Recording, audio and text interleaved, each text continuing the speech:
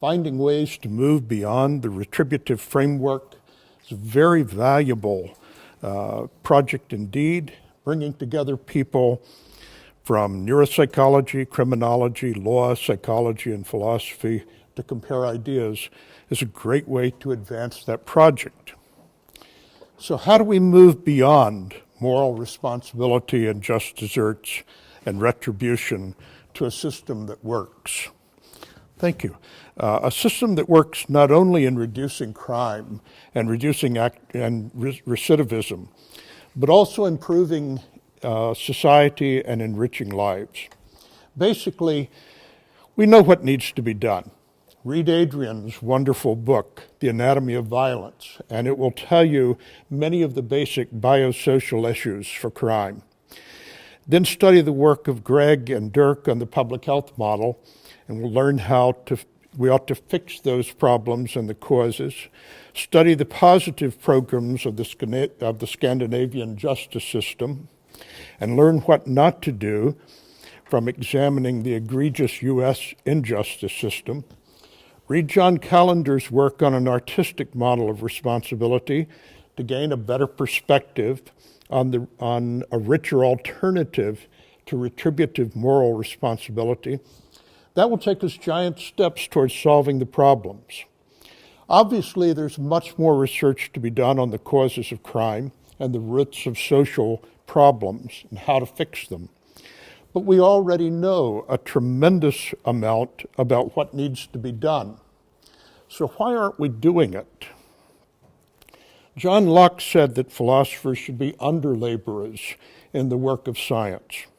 We should be clearing away the verbal confusions and obsolete beliefs that are impediments to the work of scientists.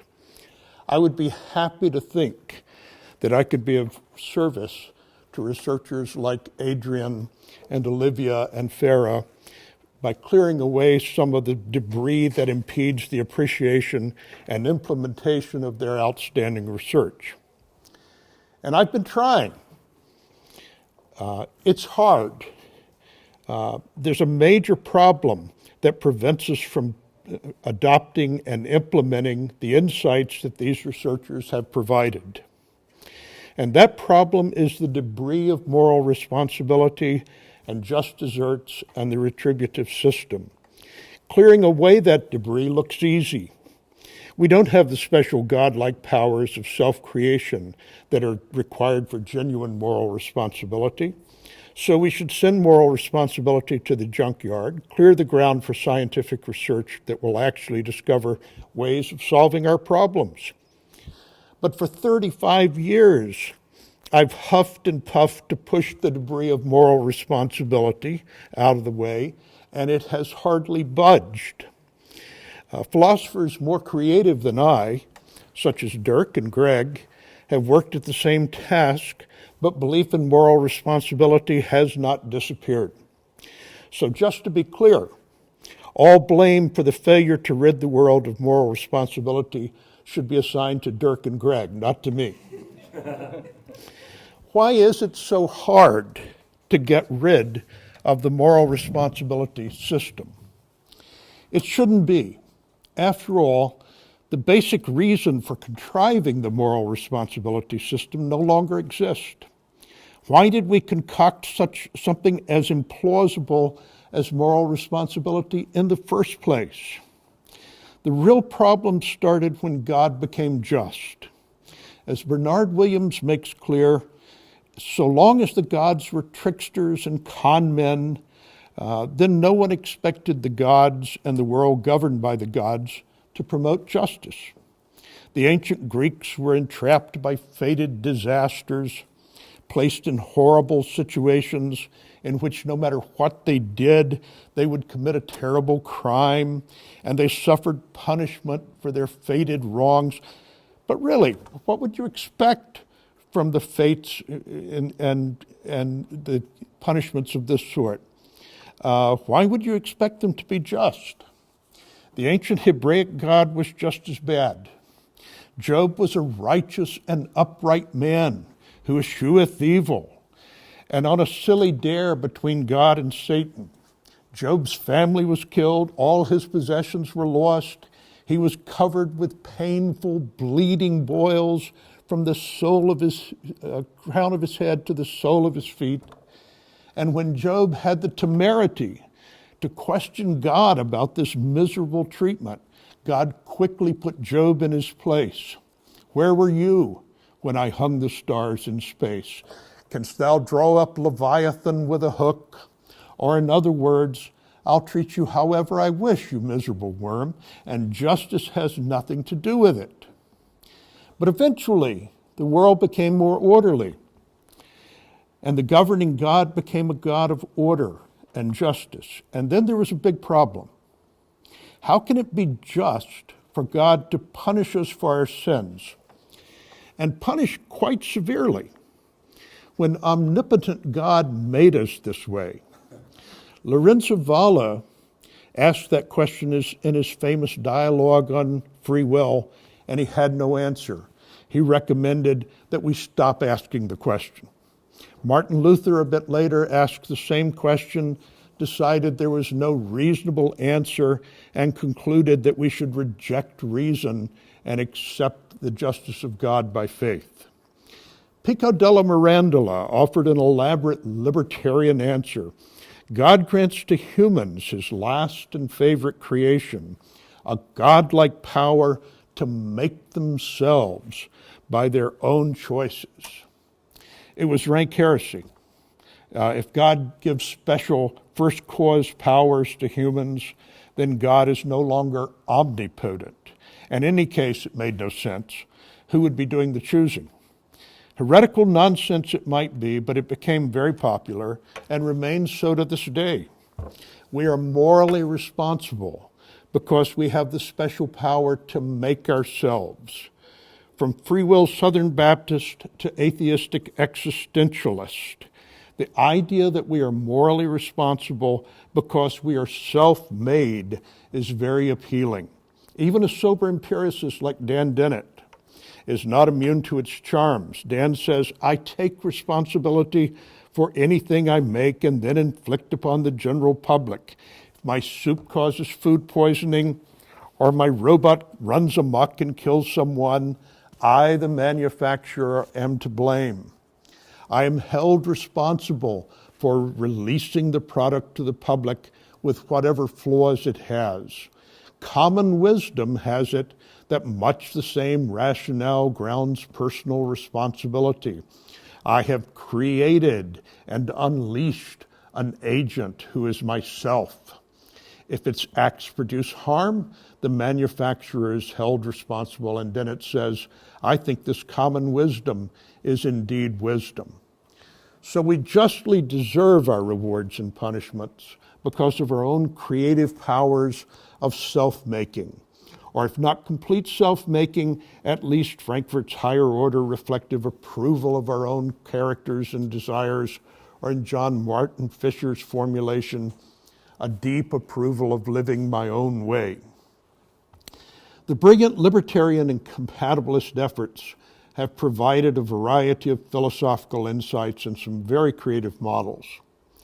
But short of appeal to miracles, and with miracles you can prove anything, they have failed to provide an account of how punishment could be justly deserved, given the enormous role that luck plays in shaping our characters, circumstances, and outcomes.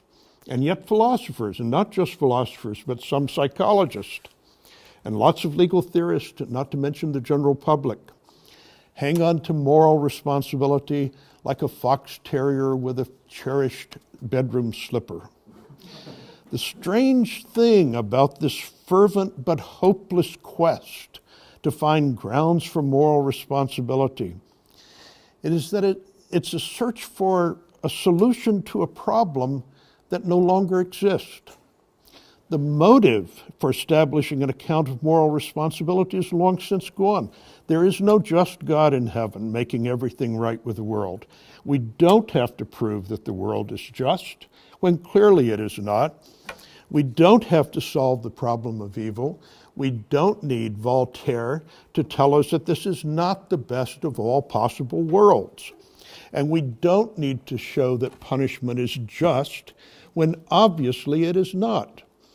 Moral responsibility was contrived to make the punishment that God inflicts, and that in some cases we must inflict, just.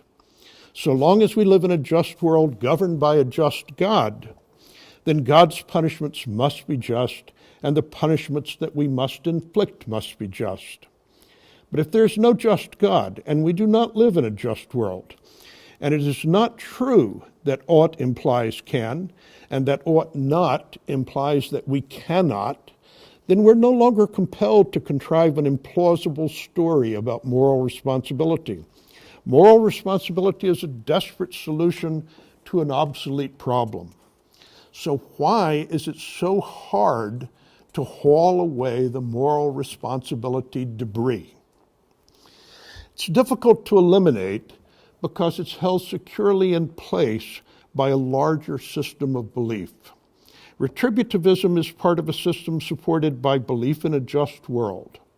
And that belief has not disappeared even when we realize that it is obviously false. Instead, it's gone underground, a deep, non-conscious belief that causes us to conclude that rape victims must be bad, that ought implies can, and that the rich and the poor are reaping what they sowed and receiving their just deserts. Melvin Lerner, who pioneered research on just world beliefs, called belief in a just world a fundamental delusion. Adrian Furnham states that according to the belief in a just world, quite justly, good things tend to happen to good people, bad things to bad people, despite the fact that this is patently not the case. Paul of Tarsus, in common with most contemporary Christians, believed in a just world. Be not deceived, God is not mocked. For whatsoever a man soweth, that also shall he reap. The Hindu tradition embraces the same belief in almost the same words. As a man himself sows, so he himself reaps. No man inherits the good or evil act of another man. The fruit is of the same quality as the action. In contrast, Jesus of Nazareth knew that many reap where they did not sow, and rape, I suppose, as well, knew that many reap where they did not sow, and deprive those who sowed of any benefits. For unto everyone that hath shall be given, and he shall have abundance. But from him that hath not shall be taken away even that which he hath. The rich get poorer, and the poor get exploited in our unjust world. Belief in a just world provides comfort and confidence. Behave well in this just world, and you'll be safe and secure. But when we observe innocent children afflicted with terrible diseases, innocent people dying in earthquakes, famines, ethnic purges, innocent people who are victims of brutal, violent rape, how can we preserve the comforting belief in a just world? It's easy. The innocent victims were not so innocent. The impoverished person is lazy. The tsunami victims offended God by their evil ways. An undersecretary of education in the Reagan administration insisted that sick children bring their suffering on themselves through vile behavior in a previous life. The rape victim invited the attack by her provocative dress and promiscuous lifestyle. She must have brought this on herself. Otherwise, I and my loved ones could be subject to unjust suffering, and the comfort of belief in a just world is destroyed. Those with the strongest belief in a just world are also most likely to blame victims for their misfortune, and innocent victims are not only blamed by others, but also blame themselves. While the folk may believe in a just world, we might expect philosophers to resist it, since philosophers, as everyone knows, are exceptionally wise. But as Bernard Williams makes clear, the history of Western philosophy is permeated by belief in a just world. Plato's Republic was written to prove that the world is just and that virtue always triumphs over vice. Aristotle's Ethics, flourishing happiness is the mark of a genuinely virtuous man. Belief in a just world reaches its philosophical apex in Kant, The world must be such that every person has the power to freely follow the path of virtue, and whatever we ought to do, invariably we can do. We all know that the world is not fair and just, that we do not always reap what we sow, and that in any case we are sowing different varieties of seed over different qualities of soil using widely divergent horticultural skills. Or rather, we know it when we consciously scrutinize the belief. But belief in a just world usually operates non-consciously and exerts its subtle influence on some of the most impressive members of the philosophical tribe. George Scher is a rigorous observer. He knows that the world is not inherently fair and just, and that we do not all enjoy essentially equal opportunity.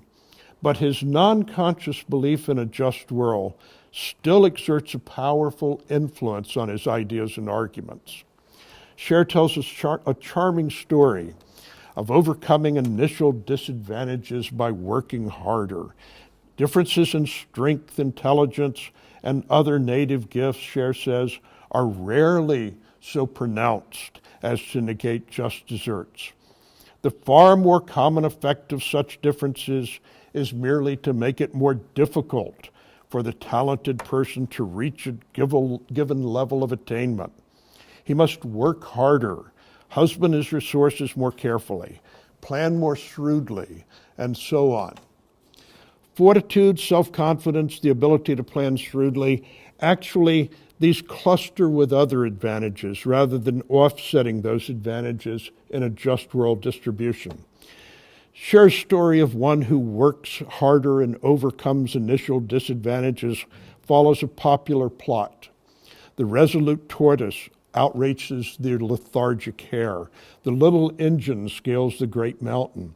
Ragged Dick, one of Horatio Alger's heroes, starts as a homeless bootblack on the New York City streets, but thanks to his energy, industriousness, honesty, and optimistic attitude, achieves success and makes up for superior skill. These stories are fiction. Fortitude and skill are more often joined, as inferior skill and poor education and lack of opportunity result in lethargy, while greater initial advantages also have cumulative effects. But deep belief in a just world motivates belief in equal opportunity and moral responsibility. The moral responsibility system makes us feel good. We justly deserve our privileged places, and we shouldn't worry about those who are suffering. They justly deserve it.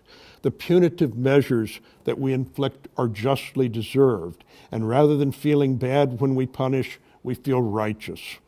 We have a deep animal strike-back desire, and moral responsibility clothes that primitive desire in robes of justice.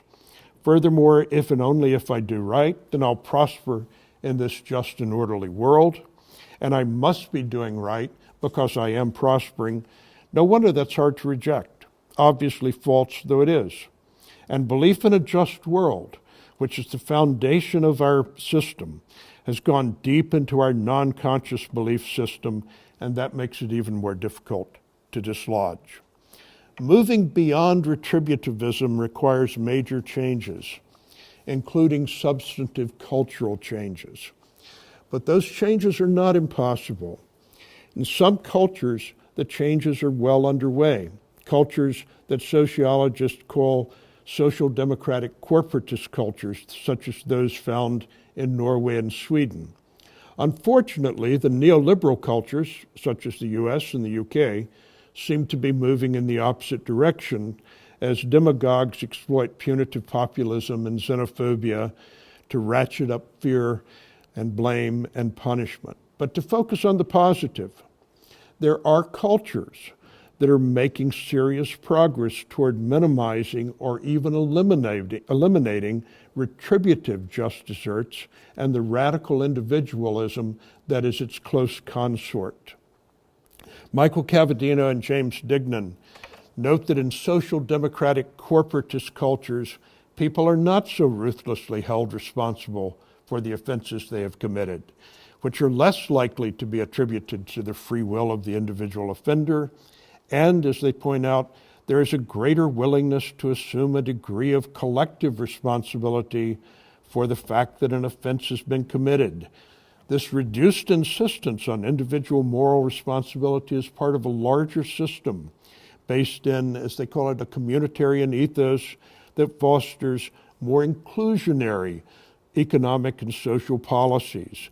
In social democratic corporate cultures, as they say, the corporate citizen, unlike the neoliberal, is much more his brother's keeper, even if he has done wrong, with a stronger sense of there but for the grace of God go I, in terms of both economic failure and criminal activity. As the US and the UK sink deeper into neoliberal retributivism and radical individualism, it's important to recognize that there are cultural alternatives. Important because it indicates that such change is at least possible, that there is a better path to follow, and also because it explains that retributivism is difficult to dislodge because it is held in place by a larger cultural system. Cultural change is not an easy process. In the neoliberal US, it seems that when we take a couple of small steps forward, those are followed by several giant steps backward. But the outlook is not totally bleak. Even in the bastions of neoliberalism, there are significant forces pushing in the opposite direction. Those positive forces are not the work of philosophers who seem dedicated to keeping the moribund system of moral responsibility on life support.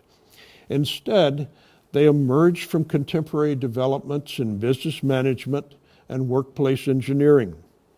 In studying the most efficient and effective workplace settings, workplace engineers found that the best models are not those that celebrate the neoliberal values of authoritarian top-down management and control by blaming and shaming of errant individuals. To the contrary, the most effective workplace models are those that reject individual blame and shame and instead seek the deeper systemic causes of errors and mistakes, models in which everyone works together as a team to fix the problems. In that setting, where workers do not fear blame and shame for mistakes, the deeper causes of errors and problems are sought out and fixed. And harmless errors and near misses and potential problems aren't hidden, but instead are uncovered and fixed before they become disasters. The system model treats all workers as valuable team members who make important contributions with both their physical labor and their intelligent attention. Every worker in the process is empowered to bring the entire line to a halt. If a problem or potential problem is discovered, then every worker contributes to finding a solution to the problem, and there's no rigid distinction between management who provide the intelligence and planning and workers who mindlessly provide the labor. This is the no-blame system approach to the workplace that transformed Japanese manufacturing. The advantages of the system approach were too obvious to ignore, and its adoption in air traffic control was a remarkable success. Air traffic controllers had a long and frightening record of errors that resulted in terrifying near misses and sometimes in catastrophe. Controllers worked under conditions of enormous stress in a complex and intense system, with constant handoffs of flights to a controller in another region, flight names and instructions that were easily confused and misunderstood, very limited resources for detecting mistakes. Errors could be disastrous. They were deemed absolutely unacceptable. Any controller error was assumed to be the result of negligence. In such conditions, controllers struggled to hide errors or deflect the blame onto others. Small errors were covered up or not reported, and the underlying problems were not addressed, resulting in more errors, until finally an error resulted in a near miss or an accident that could not be hidden. When that happened, the negligent controller was blamed and fired, and the problem was supposedly solved. When the morally responsible negligent worker is blamed for the problem, no deeper inquiry is needed or allowed, and the deeper destructive causes remain in place. The no-blame system model brought a radical and valuable change to the working conditions of air traffic controllers. Rather than blaming individual controllers for errors, controllers were encouraged and commended for reporting small errors and the circumstances in which they occurred. The inevitable errors were no longer hidden. Information containing error patterns could be collected and analyzed, and problems could be found and fixed before they caused harm. Controllers were treated as respected team members committed to discovering and fixing problems, working together with a shared commitment to making air traffic control as error-free as possible, not only by finding and reporting system flaws that were causing errors, but also by devising a system of multiple checks that would catch errors before they became disasters, rather than isolated individuals who faced the constant stress of meeting an impossible standard of perfection. Controllers became valuable members of a team that sought out sources of error, devised effective means of fixing them. Rather than working under the fear of blame and punishment, controllers shared a commitment to a valuable enterprise. Rather than seeking non-existent infallible workers, the no-blame system approach created an almost infallible system. In the U.S., conservative estimates place the number of hospital deaths caused by errors at between 40,000 and 100,000 annually, the equivalent of more than 3 jetliner crashes every week. In an effort to address this frightening problem, some hospitals in the US and the UK have adopted a beyond blame and shame policy, and that's essentially the no-blame system model applied to hospitals. While the policy has enjoyed considerable success in reducing errors, it's also generated a lot of opposition. That there should be resistance to the no-blame system approach is hardly a surprise. After all, the basic principles of the no-blame system model are those of the social democratic corporatist cultures: communitarian commitments, rejection of blame and shame, focus on understanding and solving the deep systemic sources of problems, in fundamental opposition to the authoritarianism and retributivism and radical individualism of the larger neoliberal culture. In hospitals, much of the opposition came from physicians who held places of individual privilege and elite status. The system approach emphasizes the valuable contribution and knowledge of all workers with a shared commitment to improving the system. Some physicians feared that would diminish their special standing. They were deeply offended by the idea that nurses and technicians could have any role in preventing the errors of infallible physicians. No way nurses or technicians could be equally valued partners in a shared enterprise with physicians. While fear of compromising one's elite individual status is one source of the opposition to the system approach, another is a basic revulsion against emphasis on systems rather than individuals, and on seeking deeper systemic causes rather than focusing blame and moral responsibility on the erring individual. Edmund Pellegrino, a bioethicist who favors a virtue theory approach to medical ethics, insists that it will be necessary to reaffirm the moral nature of medical error and retain the notions of blame, accountability, and responsibility. Pellegrino fears that a system approach will promote complacency and that shame and blame are essential sources of motivation. Pellegrino says, there are associate dangers of complacency and dulling of the moral sensibilities of the humans in a system when either a blame-free approach or blame the system approach is adopted. The power of individual guilt can be constructive. Personal accountability is owed to the persons injured. The deterrent effect of shame and blame is not safely ignored. Blame and shame do indeed have an important deterrent effect. They deter discovery of the sources of errors and the solutions to underlying problems. Pellegrino fears complacency, but complacency comes with the cover-ups that the blame system promotes. The physician did not make a mistake because it was successfully covered up or because the problem was really caused by someone else, usually a nurse, sometimes a patient, to whom the blame was shifted. When medical teams make sincere efforts to find and fix the deep and difficult sources of problems, that's the opposite of complacency.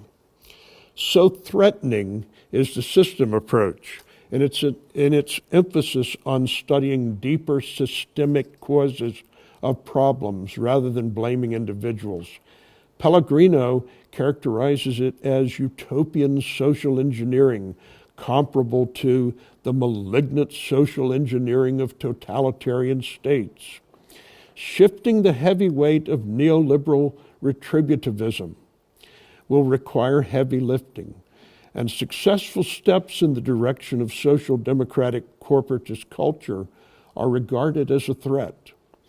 Development of the system and commitment workplace model and replacing the control model and the blame and the shame orientation is an important but essential step in the process of cultural change and the rejection of retributivism. The social democratic corporatist culture is essentially the system commitment model of workplace writ large. Even if we can make all the positive cultural changes, we won't get beyond punishment. Dan Dennett says he would like to live in a society without he would not want to live in a society without punishment. I would love to live in a society without punishment, but that's not going to happen in the foreseeable future. Norway's Bastoy Island is an enormous improvement over Attica, but it's still a prison. It involves the coercive infliction of suffering and restraint, even if we wish it did not, and we aim at minimizing it. This remains a process of coercively isolating persons who cause harm. It is a coercively imposed, painful restriction of freedom, and no one justly deserves such treatment. We can't at present eliminate the necessity for inflicting harm by coercively isolating those who cause great harm to others. Recognizing that we must inflict unjust punishment forces us to confront a painful fact. The world is not just, and we are unable to avoid participation in unjust practices. We want to believe that the world is just, that ought implies can, and that we always can do what we ought to do, and can always avoid doing what we ought not do. But we should confront the fact that the world is not just, but that for the foreseeable future we must punish, and the punishment we must inflict will be unjust. We should strive to minimize punishment, minimize the suffering imposed, make the punishment as beneficial as possible for those punished. But we are better motivated to take such steps when we recognize that the punishment we are inflicting is unjust, rather than imagining it to be just deserts and righteous retribution. We've been trying to solve the problem of punishment by contriving models that make punishment just. That problem can't be solved in our unjust world. But the big problem is not the inevitable injustice of punishment, but our efforts to portray punishment as just and our deep, non-conscious commitment to a belief in a just world. Recognizing that punishment is invariably and fundamentally unjust has great advantages. We eliminate the self-made man, along with the individualism and greed and arrogance and cruelty to those less fortunate. We open the way to deeper inquiries into causes of behavior. If we want to believe that punishment is just, we have to stop looking, either by appeal to miraculous first causes, so that there's no deeper cause to consider, or by ruling deeper inquiry out of bounds, or ridiculing deeper inquiry, as John Martin Fisher does, as a form of metaphysical megalomania. The most important step, seeking the deeper systemic causes, is then blocked. Also, when we recognize that punishment is unjust, that no one justly deserves punishment, and we are not tempted by righteous retribution and our powerful strike-back desires to punish someone, guilty or not, that desire is strong enough without adding the motivation that we are doing something morally virtuous when we inflict punishment.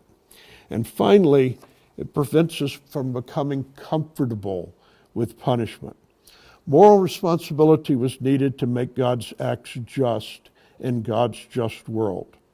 So why do we hang on to moral responsibility when God is gone and the world is clearly not just? Because we still have a deep, non-conscious belief in a just world, and we become uncomfortable, as we should, when we must punish and must acknowledge that all punishment is unjust. But that discomfort is valuable, and we should reject the moral responsibility analgesics. The discomfort is a painful prod to encourage us to do the hard work of minimizing the need for punitive measures and making unavoidable punishment the least painful possible. Moral responsibility assures us that punishment is just and that those punished are receiving their just deserts, and that is not an incentive for reform and improvement. Punishment is unjust, but at least for the foreseeable future, it's unavoidable. But the big problem is not the injustice of punishment, painful as that is. Recognizing that injustice is a benefit. The big problem is the futile effort to make punishment just. Belief in a just world is part of an interlocking system. Blaming victims, authoritarian attitudes, those in positions of authority must be good because otherwise they wouldn't be at the top. Radical individualism, self-making. The moral responsibility not only props up bad cultural systems of self-made men and rugged individualism and just deserts, but it also encourages harsher punitive measures and, in order to preserve itself, blocks deeper inquiry into the real causes. We do not live in a just world. We cannot make sense of the moral responsibility that we contrive to block our recognition of the part we must play in inflicting unjust punishment. We cannot stop punishing, but we can stop pretending that punishment is just. The problem of retributivism is a systemic problem based on blame and shame, belief in a just world, radical individual, and social structures that control rather than fostering commitment. We will not eliminate the debris of moral responsibility and retributivism until we have another system available to take its place. But thanks to the sociologists and criminologists who have elucidated the advantages of cultures that minimize moral responsibility, thanks to neuropsychologists who have enlarged our understanding of the real causes of problem behavior, thanks to psychologists who have dredged up the non-conscious belief in a just world and exposed its harmful power. And thanks to workplace engineers who have demonstrated the advantages of systems that reject blame and shame in favor of shared commitment and deeper understanding, we now know the benefits and the possibility of replacing the retributive system.